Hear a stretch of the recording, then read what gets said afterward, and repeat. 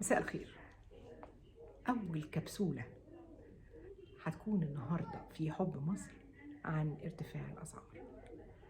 أولا الأسعار بقت هباب في هباب ومن جنون لجنون، حاجة شيء مش العقل مش قادر يتصوره.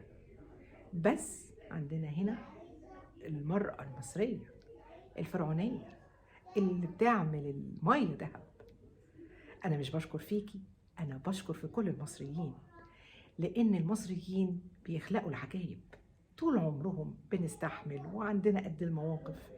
والله أنا في رمضان من كذا سنة وكنت مع جوزي في السعودية وجالي عزومة، أنا كنت طابخة الفردين أنا وهو أول يوم رمضان.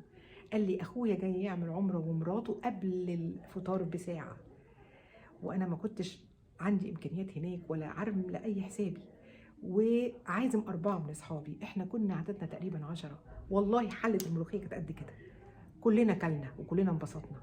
ونزل راح جاب التميس والسمبوسك والعيش. وبصوا، المصريين بيحبوا اللمة، واللمة بتجيب رزق وبتجيب بركة. سبحان الله. لموا بعضكم وما تبخلوش، حطوا اللي موجود، هيجي بكرة صدقوني. البركة بتجيب بعضها. إن شاء الله نتلم، وإن شاء الله يقضي لنا الشهر ده، وإن شاء الله ربنا هيكرمنا ويزيد البركة فينا.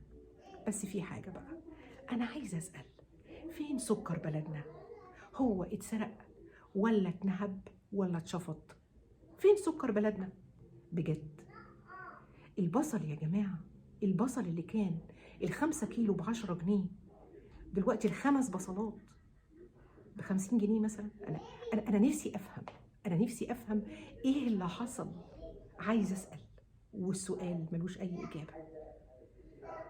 أنا خايفة أقول إن إحنا بنسرق بلدنا، إحنا تجار العملة، إحنا بنسرق بلدنا، ولا البصل حلف إنه مطالع؟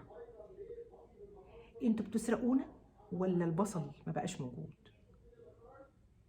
أنا نفسي أسألكوا سؤال، أنتوا راضيين تعملوا كده في بلدكم؟ بلدكم خلاص بتستنجد وبتقول الرحمة بينا يا تجار الجملة، تجار الخضار بتوع الجملة. أرجوكوا ارحموا بلدنا. إحنا مش عايزين نوصل لمراحل أكبر من كده ونقول يا ريت كنا وقفنا جنب بلدنا. اوعوا تسرقوا يا بلد الولد، اوعوا تسرقوا يا بلد الولد. ده لسه قدامنا مشوار طويل، والمهدي لسه ما اتولد.